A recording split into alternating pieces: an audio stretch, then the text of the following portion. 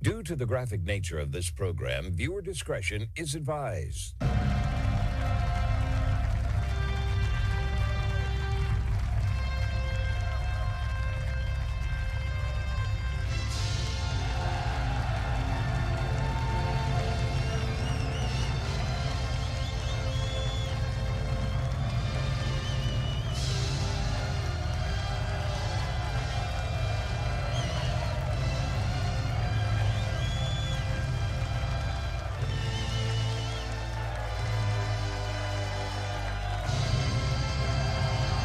Hello, everyone. It's the Monday, January 5th, 2026 episode of the Marco Jure Show. Thank you for tuning in today's show to hear all the relevant groundbreaking news here in America and around the world, the only show where the facts are facts and hard truths thrive.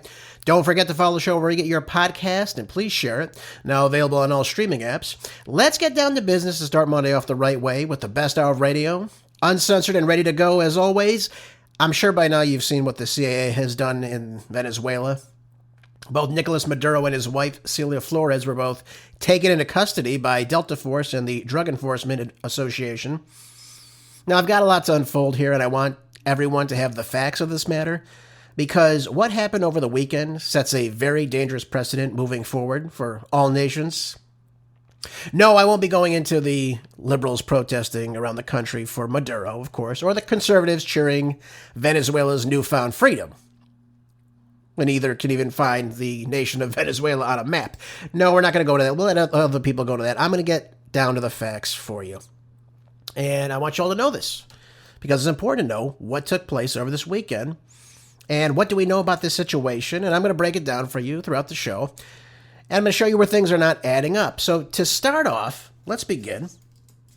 Attorney General Pam Bondi has charged Maduro with 4 major federal charges in the Southern District of New York. And the charges are as follows. She's charging him with narco-terrorism conspiracy. So she's essentially accusing Maduro of long-running narco-terrorism schemes to import tons of cocaine into the United States. The second charge is cocaine importation conspiracy. So the DOJ now alleges that Maduro himself helped traffic thousands of tons of cocaine into the United States over a span of 25 years. The next charge is possession of machine guns and destructive devices. CNBC is telling us that the charges here say that Maduro possessed or aided the possession of military-style grade weapons used to protect the drug trafficking operations.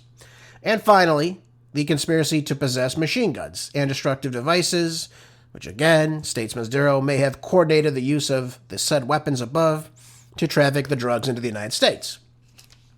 All right, so those are serious charges. They should be taken seriously, of course. Here's the main issue I have with all this. We're dealing with a lot of cocaine here, by the way. Look at this. I mean, let's dive right in Tony Montana style right into this face first. Let's ask the obvious question here. Does Venezuela produce cocaine? The answer is clearly no, they do not. So who is cultivating this product? Many figures suggest, obviously, Colombia produces the most that comes in the United States. They produce 61% of all the cocaine in the Andean region. That'd be where the Andean region. That's where the Andes Mountains are. So of that 61% of cultivation of this product, out of all the countries that produce in this area, 90% of that Colombian cocaine reaches the United States of America. Peru also produces about 26% of the overall. Bolivia with 13%. So all these other countries in the region are producing cocaine. So Venezuela, we can obviously say, is not a producer.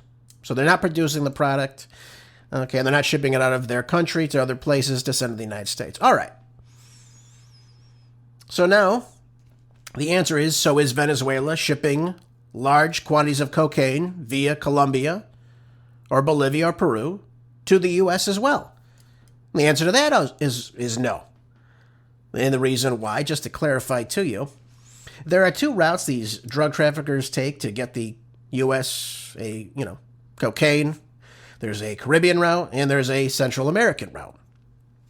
So since Venezuela is in the Caribbean, let's take a look at that route first, okay? So we start off in Colombia, and then we'll go to places like the Bahamas, to Haiti, to the Dominican Republic, and to the U.S. territory of Puerto Rico, and then enter the United States. Now, this route is less traveled, of course, but that is one of the main routes.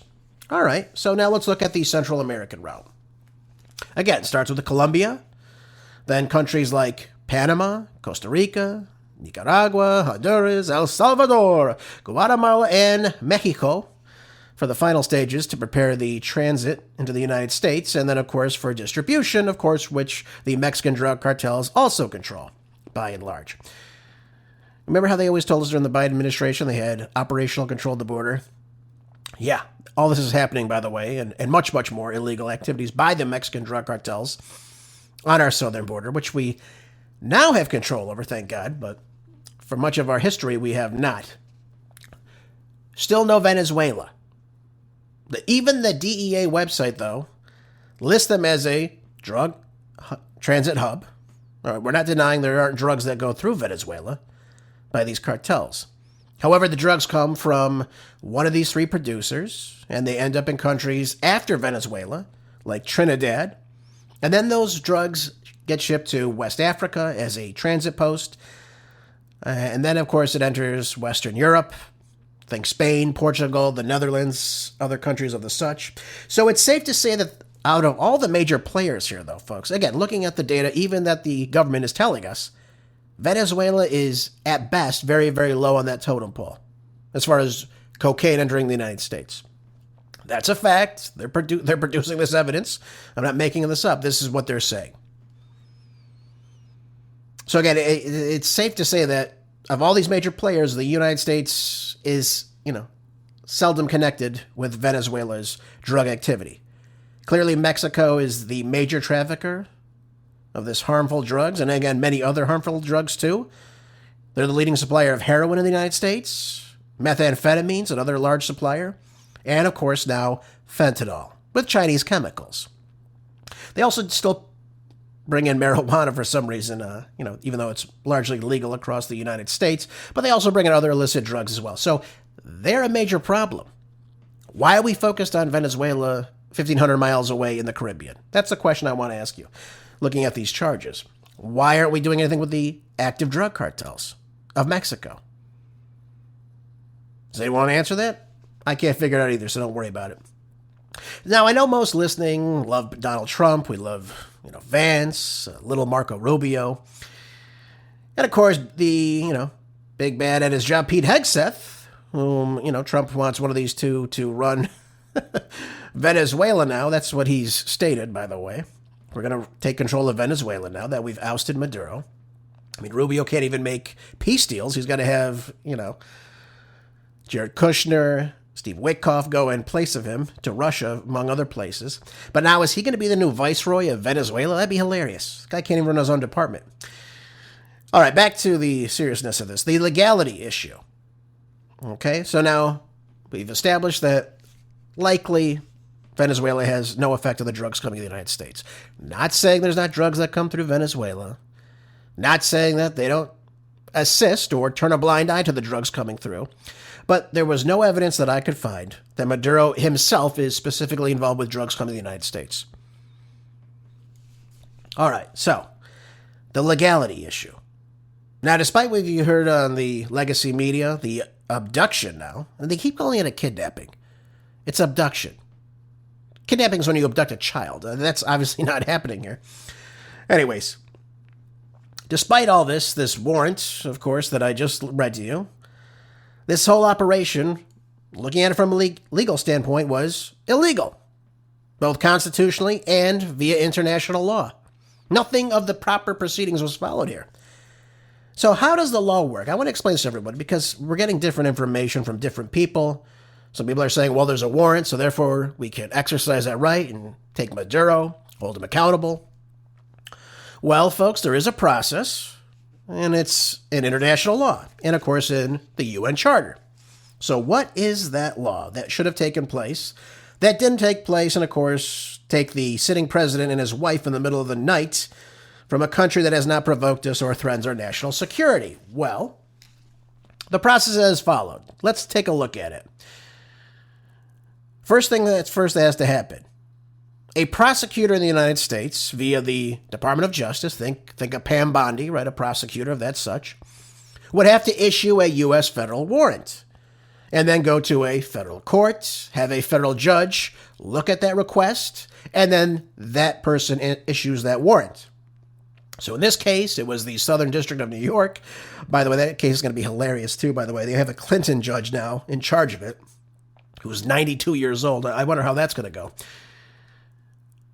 But in this case, they would indict, and then obviously we'd go into the next phase.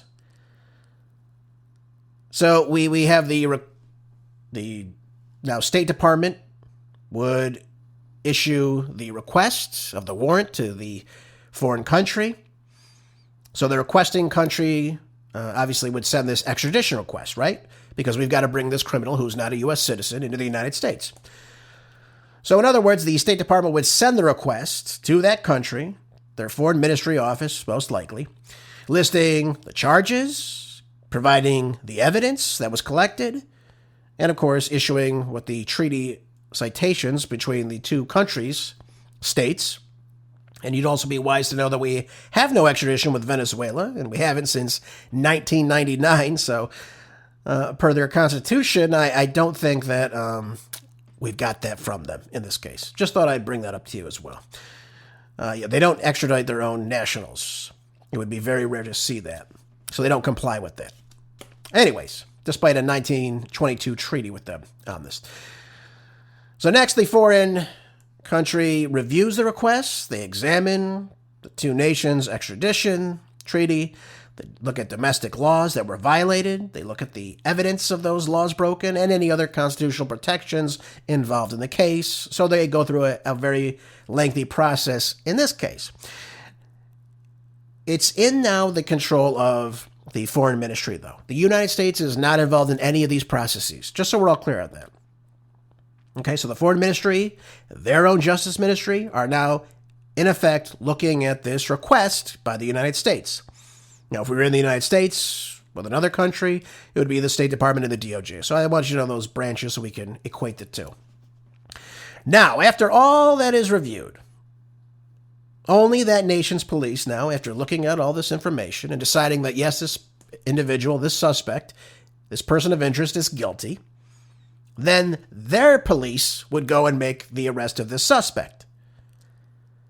So now the suspect is still under their own law at the time. The U.S. Marshals, the FBI, the DEA, any other type of law enforcement inside the United States cannot make an arrest of this suspect at this point.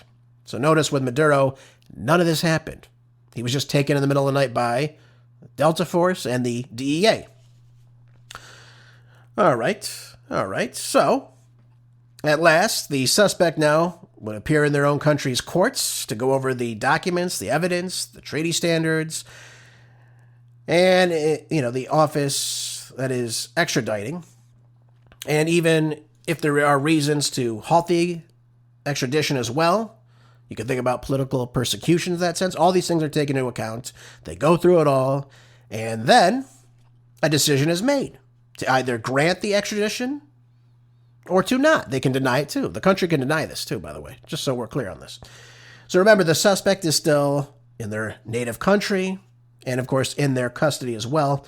The justice minister, the foreign minister, and the head of state all come together, and from there, they make a final decision. Are they going to extradite back to the United States? If they do, so the process continues. They all three of them sign off on this. And by the way, this happened to the Honduran president, Juan Orlando Hernandez. All these steps were taking place.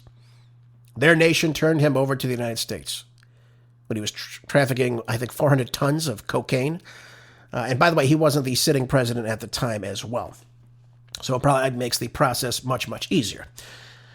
But then what would happen? The transfer of custody would take place, and usually the foreign government would surrender that suspect over to people like the U.S. Marshals. Obviously, they would meet them at a location, most likely an airport, to make that transfer happen. And last but not least, the transportation to the requesting country happens. Now that individuals in U.S. custody. So from there on out, the U.S. Marshals would deliver the suspect or person of interest to their arraignment, which we're seeing with Maduro today at the Southern District of New York, and the sentencing and all such as well. So in this case, obviously, they would bring that individual to the Southern District of New York. That's Maduro and his wife. But notice that none of this process in international law took place. I definitely didn't find the part where we drop bombs on the nation's capital in the dead of the night and then take a person and bring them back to the United States for justice. I don't see that anywhere in any type of protocols for international law. So yes, this was a violation of international law, UN charters as well that we also agree with, which again are part of U.S. law. So when I tell you constitutionally this doesn't hold up, it's because we've signed off on this. This is our own law. And we should be aware of this, that the operation did violate these actions.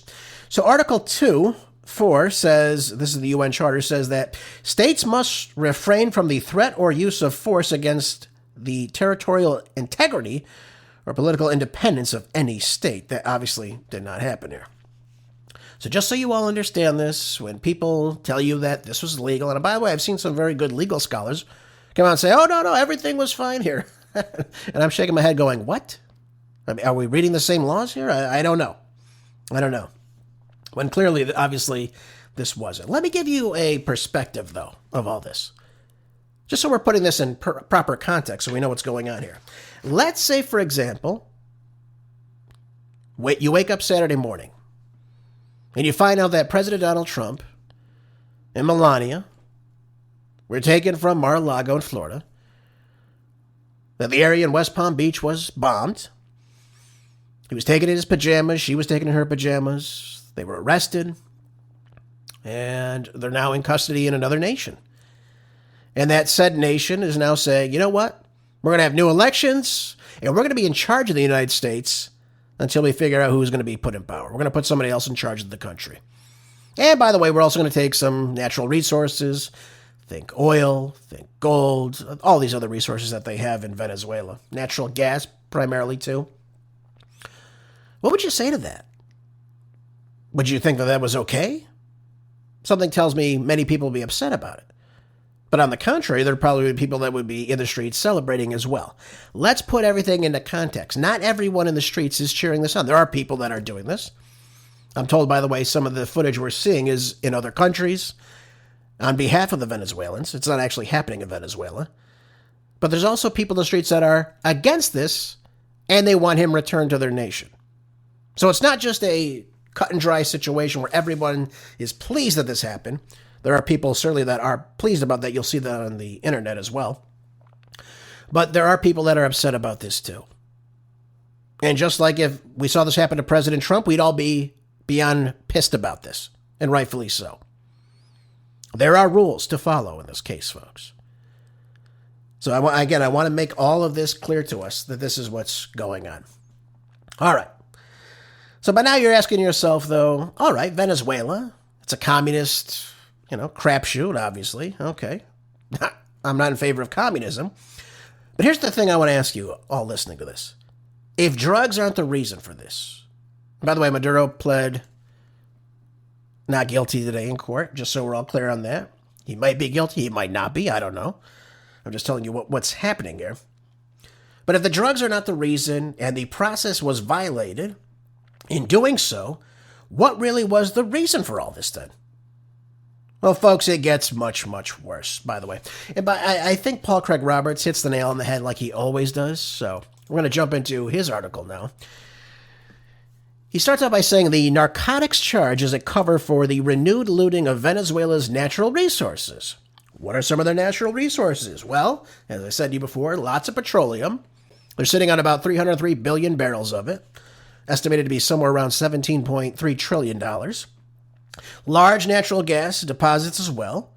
They have gold, they have diamonds, they have coal as well. President Trump loves coal. Feldspar, iron ore, aluminum, quartz, crystal. I mean, they got a lot of stuff there. They got a heck of a lot of stuff that could be useful. And the great Gerald Celente recently, and he's always been saying this too, he said, do you think if Venezuela's major export was broccoli, we'd give a damn about anything happening in this country? And he's absolutely right about this. Would we give a damn about what's going on? Both politically, domestically, whom they interact with, we probably wouldn't give a damn. I mean, we could point to country after country where human rights violations occur nonstop. Does that mean we always investigate or go in and overthrow the government? I don't think so. Certainly not at all. Even in our own hemisphere, these things happen. So, we can look at things like, and again, look at recent history. Just look at Saddam Hussein's alleged weapons of mass destruction, Bashar al-Assad's alleged use of chemical weapons, right? They said he used sarin nerve gas on his citizens. That was a complete lie, too, by the way. For the obvious reason, when they showed this footage, this was years ago, too. They said, look at what Assad did. They had all these people on the ground. I mean, these are probably crisis actors, I'm guessing. But these people are all on the ground. They're moving, crawling on the pavement and whatnot, saying, look what happened. Look what he did. Here's the problem. Anyone that comes in touch with, or in contact rather, with sarin nerve gas, you're going to die instantly.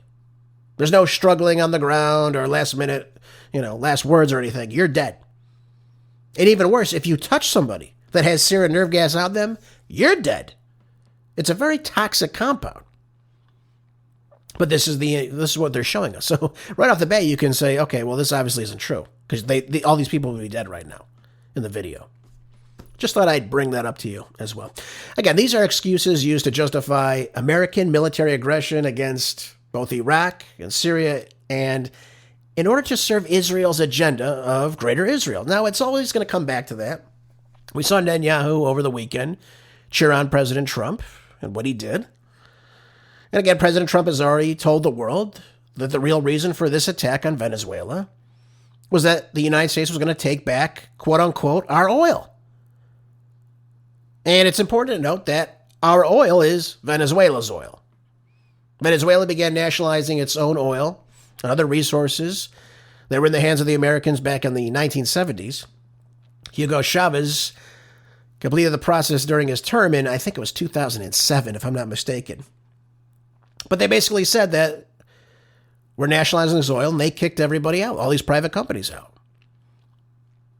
And if you've been listening to the show, I've been explaining to you that, yes, these companies did invest lots of money into this infrastructure, but we don't own what's in the ground, folks. I'm not saying what Venezuela did was right by simply shafting them on their investment. Well, they should be reimbursed for this, by the way. I think so. And there's lots of lawsuits taking place on this. Not much has been paid back. We can look at ExxonMobil that was investing there. ConocoPhillips was investing in the region. The problem is we're saying now that it's our oil, the United States government's oil, which again, it clearly is not. So the current president, Maduro, right, we look at what happened to him, right? This is an illegal abduction. And again, a contemptuous violation of international law. We talked about this earlier in my speech before. Again, it has nothing to do with the nationalization of Venezuela's national assets. Nothing. Trump's position is that the United States is empowered to steal the property of other countries. And again, it symbolizes the behavior of warmongering, rogue government, unworthy of the support of the American people. So in other words, we don't like Maduro. Therefore, we could point to his handling of protesters, of which they have killed people. We go in and we say, we're going to overthrow this government. And I'll just tell you this as well. The CIA has been in Venezuela since March of 2019. This is something that's been thought of long, long ago. You'll remember during, I believe it was his 2020 State of the Union, President Trump. And it was actually a great State of the Union, by the way. But he brought up this guy. I forget his name. It doesn't really matter. I think he's living in Miami now as a grad student, by the way. Saying, this guy won the election in Venezuela. We support you over the Maduro dictatorship. I mean, I want to stop and say, look what happened to us in 2020. We didn't have a stolen election. Our elections are always free and fair. I don't think so. Does that mean a foreign government should have come in the middle of the night and again take old Joey and Jill out of the White House? and install whoever they wanted? Because that's what is being stated here. This is not good, folks. And I told you before, this sets a very awful precedent moving forward for every single other nation to do as they please, should they be able to control another government. But Trump is proud of this abduction of the head of the state. And little doubt the American people will also be proud as well. We see this all over the internet. We see people cheering this on. We see people telling us, well, if you're not from Venezuela, you don't have a position on this. You don't know what you're talking about. Well, I can have an opinion on whatever the hell I want. Just thought I'd clear that up for everybody. But Trump says that we'll now run this Venezuelan government until he has put in charge of the country, right, in their hands, a dependable American puppet. Now, he goes on and says he's not going to put or back Machado, this Maria Machado woman, the Nobel Peace of Garbage Prize. Even though they're claiming she won the last election, he says she doesn't have the support of the people. Well, wait a minute. Did she win the election or not? Is she the duly elected or rightly elected person to run the country? That's the big question. So there's so many things that are happening now that really don't add up. Did she win or did she not win? Can we prove that she won? Can we prove that Maduro stole the election? All that information should be brought forward. Notice he's not being charged on that, though. So now Trump says that he wants peace. He said that on New Year's Eve. He said peace is what he wants. Right? Says he wants peace, liberty, and justice for all the great people of Venezuela. All right? And, of course, that the large U.S. oil corporations will go back into Venezuela, take those resources in order to stop Venezuela from stealing America's quote-unquote oil. Even though, again, we don't own anything in the ground. This is, again, bad. He's also said that we're going to spend billions of dollars in Venezuela. So we're going to spend U.S. taxpayer dollars or what? These large U.S. oil corporations' dollars in the country. Which is it? Again, there's a lot going on here at the same time. And we can look at the other things that they're hinting to right now. Trump's added 3 more countries to this regime change list. Mexico, Colombia, Cuba. Don't forget that Iran's in the purview as well. Trump's already accused the Colombian president, Gustavo Petro, of narco-terrorism. He warned him to watch his ass. Okay, great. Trump said he's also going to do something with Mexico, suggesting that regime change would help the people of the failing regime also in Cuba. So the United States could look at all this and say, you know what, we don't like this president. We don't like what's happening in this country, so we're going to go in and correct the problem.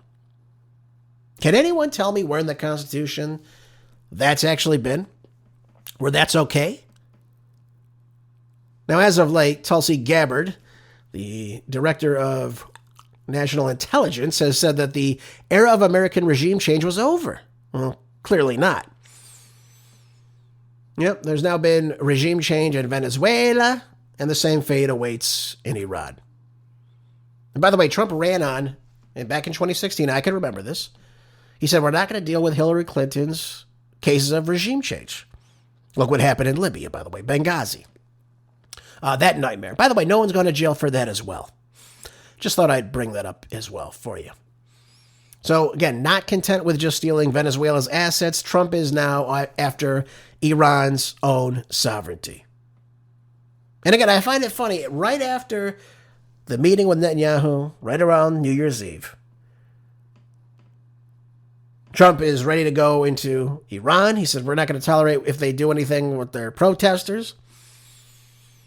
He's talked about Venezuela. Now we're talking about 3 other new countries, Cuba, Colombia, and Mexico now. I don't understand it. How does this make America great again, too, by the way? Do we want to complete failed states south of the border now? And in the Caribbean? I don't understand this. Can anyone point to anything? Any country we've gone into, upended the government, taken out their leader, in some cases killing their leader like Saddam, and that country has improved? Well, the short answer to that is no, they've also gotten much worse. So now Trump has announced that the United States would intervene in Iran if violence is used against the hired protesters. Yep, there it is. See, so now we set these precedents. Hey, if you do this, we're coming on in. If you do something we don't like, we're coming on in. Well, why stop at Iran?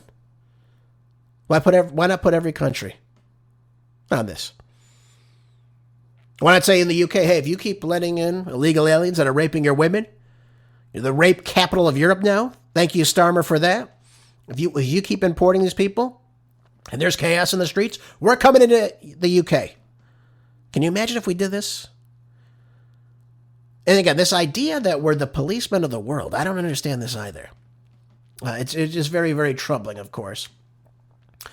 Again, I thought, well, that peace in the world would be greatly served by this mutual security agreement between Russia, China, and Iran.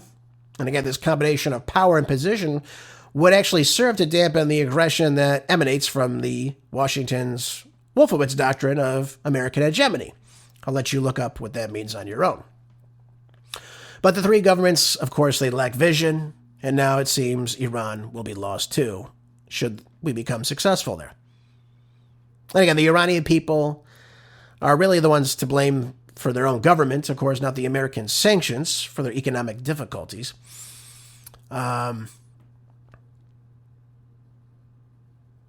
Excuse me.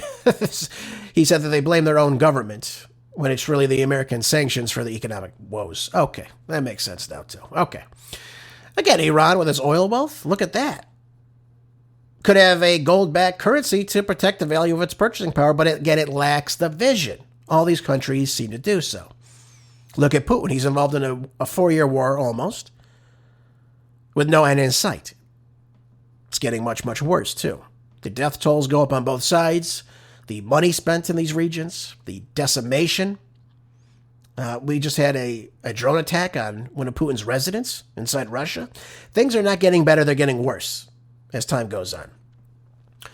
So, Washington has handed the narrative to its prostitute minions, of course, calling for the American support of the Iranian protesters, of course. And again, we use this to back our own justification to go into these countries. Even the New York Post headline says, Iran's heroic protesters need to hear that America is on their side. And when they say America, who do they mean? Well, they mean the American government. By the way, they've already got the hand-picked puppet ready to go there, too, as well, for Iran. So, again, not getting better, getting much, much worse. I don't really know much more to say about this. But we've got a regime change problem in this country, and we were told President Trump was the peace candidate. How could two things exist at the same time? Take a listen to what he said, by the way. This is coming out of Fox News. And this is just him being blatant about what he's doing right now. To having done this incredible thing last night of letting somebody else take over, where we have to do it again. We can do it again, too. Nobody can stop us. Nobody can stop us. So we can just continue to do this on again. We can do it in Cuba. No one's going to stop us. We do it in Venezuela. No one's going to stop us. Mexico. Colombia. We'll keep doing it. We'll keep toppling these governments. We'll take what we want. And that'll be the end of it. Yeah. So, folks, again, history shows us anytime we do this, things get worse. They don't get better. You'll see people dancing in the streets. Everyone will cheer that on for freedom, of course. And then things get worse and worse. And now, of course, you have slavery in Libya now today. I don't know what more to say about this. I mean, Iraq is a failed state right now. Look at Afghanistan. It's a complete mess in the hands of ISIS terrorists now. It's awful. Look at Syria, by the way. They have a Al-Qaeda leader leading their country now. It wasn't even born in Syria. Really a de facto leader, of course. But for some reason, even though he's killed Americans, he's backed by President Trump. There's no aggression towards what's happening in Syria right now. Well, because they got Bashar al-Assad out there. Oh, folks, the amount of money we're going to spend on this. And by the way, what happens next? That's a big question. What happens next? Okay, you got Maduro. You've got his wife. What happens next? The Maduro government is still in charge there, folks, by and large. I mean, the vice president obviously backs his return. And now Trump is putting her on notice if she doesn't follow what he says. she'll have something even worse happen to her. Those are his own words. So again, it's just taking a precedent for obviously bad things happening. And as time goes on, I think it's going to continue to get much, much worse. There's going to be more chaos in the streets. Because now you're going to have the military that has guns. You'll have these rebel groups inside Venezuela that has guns. And it's going to become complete chaos. Just thought I would share all this with you. One of the things we're hearing, though, and it says here in the Associated Press, how the Monroe Doctrine factors into U.S. arrest of Venezuela's Nicolas Maduro. And I stopped for a second. I said to myself, what are they talking about here? Seriously, why are they referencing the Monroe Doctrine? It has no legal binding whatsoever on anything. So when James Monroe brought this to Congress, right, our fifth president, one of our founding fathers, back in 1823, he addresses Congress, and he swears off any type of European colonialization or any type of interference in any of these independent nations that obviously received their independence from Spain, largely, France too, Portugal as well, think of Brazil. And we swore off any type of intervention with them. And of course, the U.S. agreed to stay out of European wars and internal affairs. How did that work out, by the way? So what is the precedent that we're using the Monroe Doctrine? That's what I can't figure out here. It doesn't really seem to make any bit of sense. I don't understand this. So he said, no new European colonialization in the Americas. Okay. No European political interference in independent nations. Right? Okay. But here's the part, too. U.S. neutrality in European internal affairs. That went away long, long ago, folks. Look at us now. We're in NATO. We assist the EU. We're funding a war in Ukraine right now in Eastern Europe. And of course, one of the final provisions, any European attempt to dominate the region is seen as a threat to U.S. security. Now, it doesn't specify which region, our neighbor's region. but how do you stop all this now? Again, this is an executive order sent to Congress. It's got no treatise with any other countries. It's got no legal authority in terms of international law. Venezuela can trade with whomever the hell they want. They want to bring in a foreign country, like Russia or China or Iran or whomever. They can bring them in. It's free trade. It's commerce. That's the way I see it, at least. So I don't know why we're bringing up the Monroe Doctrine here as if it means anything. It really doesn't mean anything. It means something to us, specifically. Of course, we don't want any interference by the Europeans in the United States. But as far as, again, when we think about our elections, we think about lobby groups. We have different lobby groups that come into the United States. Obviously, the main one most people know about today is AIPAC, because it's talked about ad nauseum.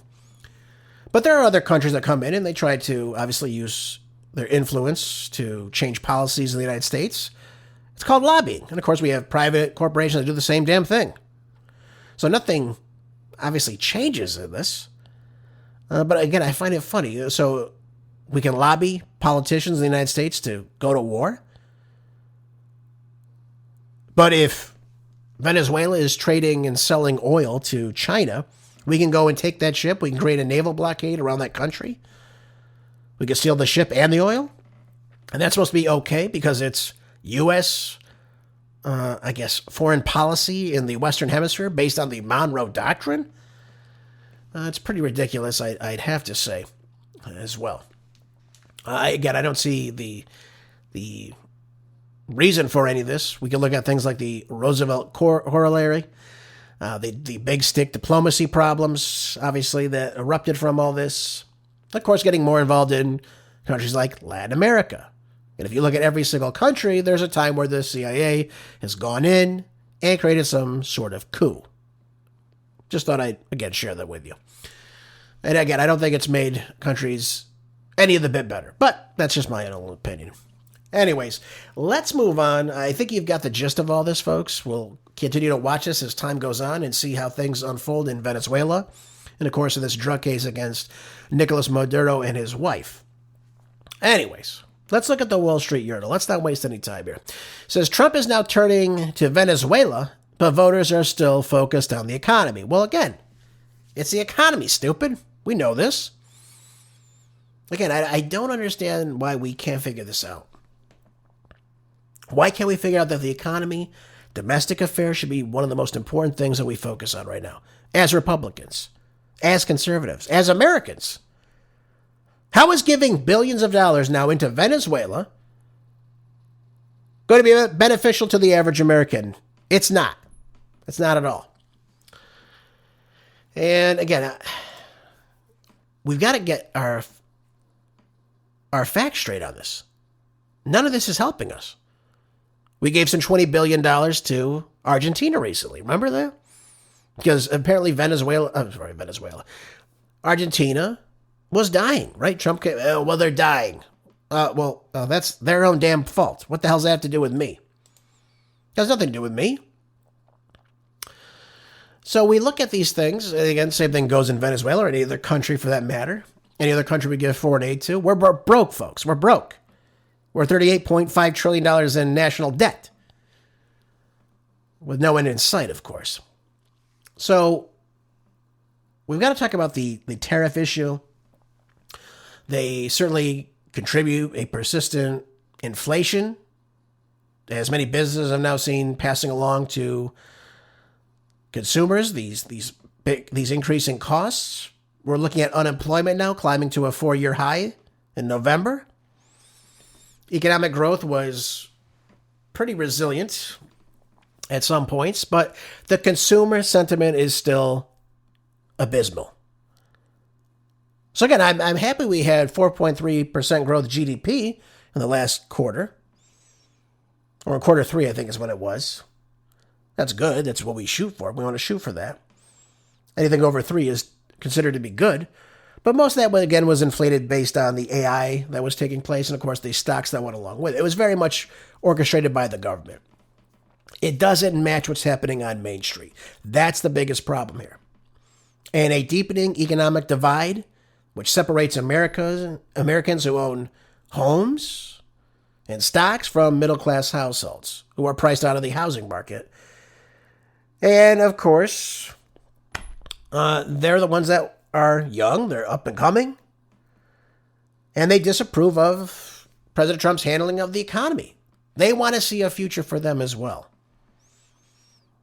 So while Republicans have rallied behind President Trump, of course, echoed the administration's rationale that, the Venezuelan operation was limited in scope and would stop the flow of illicit drugs through the southern border, most people really, on the abstracts of it, don't give a damn about it. Now they're saying things like, well, we're going to have cheaper oil for the United States economy. Okay, well, first of all, you're stealing this oil, number one. The prices are already going down. If we increase production and leases in the United States, they'll continue to go down. But the economy itself is in a recession. And what do I mean by that? I mean the global economies in the world are experiencing negative growth, which is not good. And while we look at Venezuela having the largest oil reserves in the entire world, it's still not right to go in and take their oil, folks. That's what I'm trying to get at here. Most people don't give a damn about that. They want to see opportunity. They want to see the cost of housing to go down. They want to see the affordability in grocery prices, utility prices, car prices, insurance prices. And they want to see their wages improve so they can, save, pay off debt. They don't want to live paycheck to paycheck, is what I'm trying to tell you.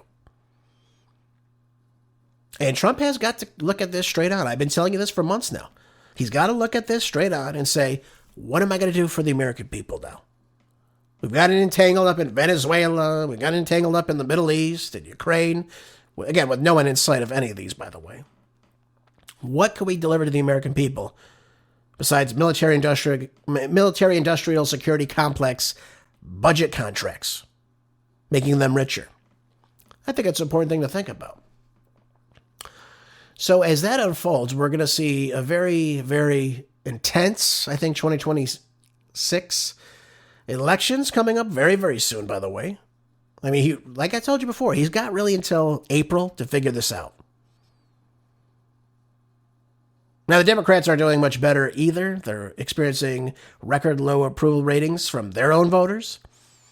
But people simply are not going to buy into what's going on here. Trump ran as the peace candidate, and the peace president just brought us closer to a war with his regime change. Now, do I think there's going to be an all-out war between us and Venezuela? No, I don't. But it's certainly not going to be easy to maintain control of that country. We've seen this with Vietnam. We've seen it with Iraq. We've seen it with all these countries. Afghanistan. And it cost a lot of money. It cost a lot of resources. And it takes a lot of manpower. Now, thank God no Americans were harmed in this extraction of Maduro and his wife. When we look at what happened, though, and what could happen, and of course the risk of keeping control of this country, it opens up the floodgates for something to go wrong in this military occupation we seem to find ourselves in right now. All right. I told you earlier the precedent for what happened over the weekend was obviously set now. It happened. We've never seen, I don't think we've ever seen anything like this before in American history. I can't think of a time when this happened. This is Zero Hedge, though. It gives us some perspective about what's happening right now. It says that Chinese social media now is exploding with the U.S. invasion of Venezuela acting as a template for a move on Taiwan. They've had their eye on Taiwan for a while now. Last week, I told you how they were doing military drills around the island. It's going to happen, folks. And they're going to use this as a precedent to, again, do whatever the hell they want. A bigger country squashing a much smaller independent nation. China lost control of Taiwan in 1895 to Japan, of course, and then in 1949 they were granted their independence. President Trump, though, overthrowing Maduro, is going to set up, obviously, a precedent for other nations to simply say, you know what, we're going to go in.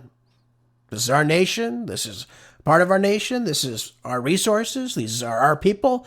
We're going to go and control the region now. How do we like that? Do you think that's going to be something more beneficial for peace worldwide or more chaos? Now, let me see here.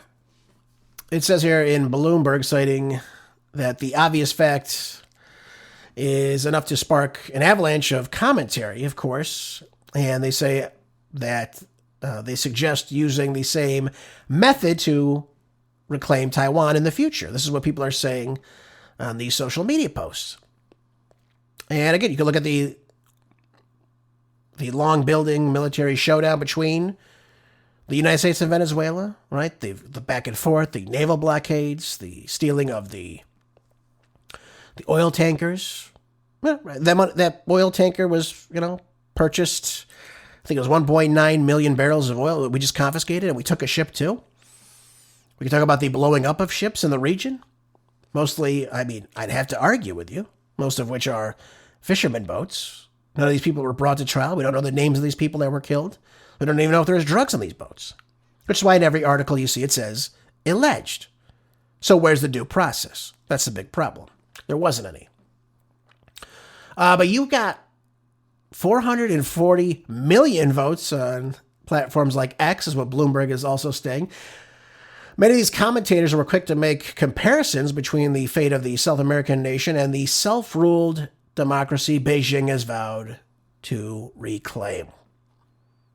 So now you have Xi, who's looking at what happened here and saying, this is doable. We go to the middle of the night, we take their leader, we reclaim that this is our territory, we're going to govern over it, we'll appoint a certain viceroy over it, just like what we're doing with either Marco Rubio or Pete Hegseth, to kind of oversee what's happening. We'll do, and the same idea is what is taking place in Gaza right now, right? We're supposed to have a board of peace. President Trump's going to sit on that board of peace. And we'll appoint former UK Prime Minister Tony Blair as well. And we'll all oversee this together. And we'll have a nice police state. with the latest, greatest AI updated police technology to surveil every single part of Gaza. Do you see how backwards this is? And by the way, how's that peace treaty going too, by the way? Or so-called ceasefire? Not too well. Again, we can look at, realistically, can another nation go into Israel in the middle of the night?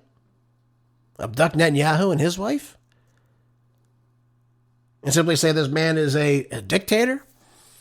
Look at the pain and suffering he's caused. He's murdered over 72,000 people inside Gaza.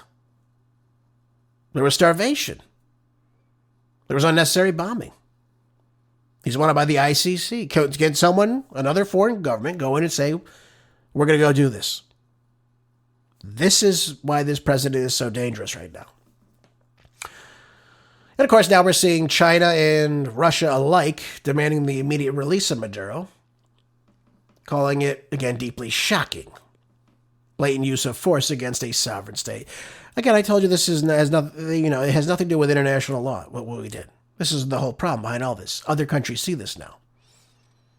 So we took a pretty big leap of faith here. And I think over time, you're going to see a lot of this happen. At least the tension between Beijing and Taiwan really now start to tick up. And it said here from a foreign diplomat, Ryan Hess, said, I don't expect today's events in Venezuela will dramatically shift Beijing's calculus on Taiwan. He said Beijing hasn't refrained from kinetic or other actions on Taiwan out of deference to international law and norms. Privately, I expect Beijing will emphasize to Washington that it expects to be given the same latitude for great power exemptions to international law that the U.S. takes for itself. Citing that China's operations in the South China Sea, where Taiwan is located, right next to Beijing, where its territorial disputes with the U.S. allies and other regional neighbors. So what they're saying is, you've set a precedent up for anyone that wants more land, more territory, more resources to simply go in and say, we're going to make up a bogus charge. Could be baseless, could be not. But we're going to remove you and install somebody that's going to do what we want. And that's why a Machado-like figure, whether she gets it or not, I don't know, is so dangerous to all this, because now they come in and say, here's our new puppet. And this puppet says, take what you want, guys. Just keep me in power. Keep me rich, keep me in power. It's the same damn woman that has allowed strikes and protests and riots against military bases that's gotten people killed inside Venezuela. Yep, the Nobel Peace Prize winner, right? Can't make this stuff up. Anyways, let's move on. This is the New York Post from a couple days ago. It says here, Israeli tech billionaire Shalom Kramer urges Americans to limit First Amendment, sparking outrage. I've seen over the weekend, too, especially in a lot of these social media posts regarding what happened in Venezuela as well. People telling you, hey, shut up. You're not from Venezuela. What do you know? Well, it's true. I'm not from Venezuela. I don't claim to be. But I can't have an opinion on what happened, and whether it was right or not. But I can have an opinion, too, on what Maduro's done, and if it's right or not. I don't need to be inside Venezuela to have an opinion. And by the way, anyone who's telling you to shut up, you can't have an opinion, tell that person to go straight to hell. Okay? Just thought I'd bring that up with you as well. So anyways, this Shalom Kramer, who is the co-founder and CEO of cybersecurity firm Cato Networks, really sparked some outrage after he urged Americans to limit the First Amendment, which we should, by the way, never do. And nobody should be telling you to as well. But they're arguing that the democratic nations must respond to emerging dangers controlled by online speech before it's too late. Haven't we already seen enough of this, though? Where we have people removed from social media posts, or their accounts banned, or their shadow banned, or they're demonetized in order to stop speech from being said. We've seen it a lot. Especially with various types of worldviews. So in other words, if you are a left-winger, you back certain things, you're okay. But don't you ever talk about that COVID vaccine or anything that Fauci's talking about. Don't you dare cross that Rubicon. to say anything and the antithesis of what the great anointed Anthony Fauci was telling us, right, during COVID. I can't tell you how many of my posts were flagged and taken off. And I mean, I saw this with a lot of different people, too. But he went on to say, he told CNBC that artificial intelligence has given authoritarian governments an unfair advantage over democracies to protect free expression. And he goes on to say, I know it's difficult to hear, but it's time to limit the First Amendment in order to protect it. What the hell does that mean? You're going to protect it.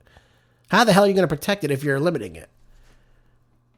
Free speech means you have the freedom to, number one, express yourself. And number two, you have the speech to explain what you want. There's room for debate. There's room for communication and exchange. Otherwise, you might as well just have a state-run news media. Why not? I mean, we almost do in many regards.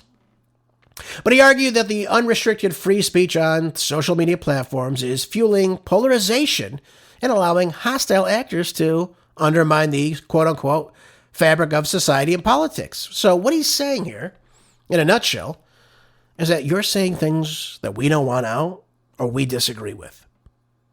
That's the only thing you can come up with. So now, according to Kramer, the governments and technology companies alike should be now taking direct control of online platforms and determine who is allowed to speak. And of course, how much influence their speech should carry. It's insanity. But this is why the AI is a big, dangerous problem. A couple months ago, I talked to you about Operation Gideon. And it's supposed to scrape the internet of things they disagree with, things they don't like. And if they don't like it, they can take it down. And guess what? They want to work directly with local police departments. So your local police can come up to your house and say, hey, you're saying X, Y, and Z. We've seen this before, too. We've seen this in Texas, of all places. Someone made a comment about the state of Israel, and he got a knock on his door by local police departments, saying, oh, we just want to make sure everything's okay. You were saying such and such. He's like, yeah, I have a right to say that. Oh, well, we just want to make sure. Yeah, right. I mean, go look at the UK. Look no further than the UK if you want to see how tyrannical the attempt to stop speech is. Where you can't even make Facebook posts or even like Facebook posts without being arrested sometimes, have your phone taken away, be flagged. I mean, it's really, really ridiculous stuff, folks. I want to finish off with something positive today, though. I know I went over what's happening in Venezuela for most of today's show. And again, I want you to understand, obviously, what happened, the facts of the matter, and of course, the repercussions of what could happen and ramifications later on. But this is something positive. I think we can all get behind this and be very happy about this and thankful about this. Fox News has reported now that the fraud fallout forces Democratic Governor Tim Walz to abandon Minnesota re-election bid. Finally. This guy was going to run for a third bid. Can you believe this? This dunce? So Governor Tampon himself, who is a disgrace in and of himself, he wanted to say, as I reflected on this moment with my family and my team over the holidays, I came to the conclusion I can't give a political campaign my all. Every minute I spend defending my own political interests would be a minute I can't spend defending the people of Minnesota against the criminals who prey on our generosity and the cynics who prey on our differences. What a load of garbage. So in other words, he got caught allowing a fraud scheme to continue on, where the state has lost billions of dollars, by the way, including the federal government as well, and which he turned a blind eye to. And it was so out in the open, it was so deep, it was so dirty, that even this Democratic clown in a Democratic state is not going to run for a re-election. My goodness. I mean, again, it's great. It's absolutely great. So here that Walz launched his bid for a third term as Minnesota governor back in September, but of course in the recent weeks he's been facing a barrage of incoming political fire from President Donald Trump, and of course Republicans and even some Democrats now over the large-scale theft in a state that has long prided itself on good governance. And of course we're talking about the large Minnesota Somali population, More than 90 people being charged in these schemes that have cost up to as high as $9 billion. Programs of which he has allowed. We're talking about fraudulent meal programs, housing programs, daycare centers, Medicaid services, all being defrauded by you, the taxpayer. And when he's challenged about this, what does Tim Walz say? Well, of course, it's white supremacy. White supremacy is to blame for this. Anyone noticing that's white is to blame for this. Just let the process go on. Blow it under the rug. So I'm glad that the blowback for him was so great that he had to actually drop out of the race. I'm happy to see this. But moving forward, who do we get? That's a big question. Who do we get? Amy Klobuchar has also dropped her name in the hat for governor of Minnesota. How good is that going to be, folks? Not good at all. So we'll see who tries to get in this race. Maybe they can save Minnesota after all. Folks, thank you again for being here today to tune in today's show. I hope you all learned something. Hope you'll share with others. Few people are telling you the truth about this Maduro arrest, by the way. And again, I'm not backing Maduro's policies or anything of the such, but I believe in the Constitution. I believe in the rule of law. And I want you to understand that, folks. Have a great rest of your day. I'll see you back here tomorrow for the next Marco Dre Show. Until then, be good. Stay busy. God bless.